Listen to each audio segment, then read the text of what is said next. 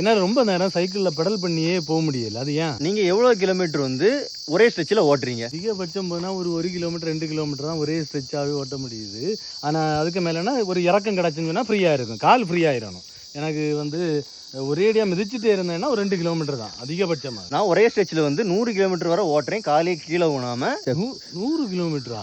100 கிலோமீட்டர்லாம் தொடர்ந்து பெடல் பண்ணிகிட்டே இருக்கலாமா? இதுக்கு வந்து காரணம் கண்டிப்பாக strength and training, cross work out தான் சொல்லுவேன். இப்போ நான் தான் சைக்கிளிங் தொடர்ந்து பண்ணிட்டு இருக்கிறேன். அப்போ நான் தொடர்ந்து சைக்கிளிங் பண்ணுறதாலேயே அந்த இம்ப்ரூவ்மெண்ட்டை கொண்டு வரலாமா? வெறும் சைக்கிளிங் மட்டுமே பண்ணி என்னால் வந்து 100 கிலோமீட்டர் வரைக்கும் என்னால் இம்ப்ரூவ் ஆக முடியும் அந்த ஸ்ட்ரென்த் அண்ட் ட்ரைனிங் இல்லாமல்? கண்டிப்பாக நீங்கள் சைக்கிளிங் பண்ணும்போது வந்து கொஞ்சம் மசில்ஸ் எல்லாம் ஆக்டிவேட் ஆகும். ஆனால் இருந்தாலும் அது வந்து மெயினாக வந்து கார்டியோ ஒர்க் அவுட்.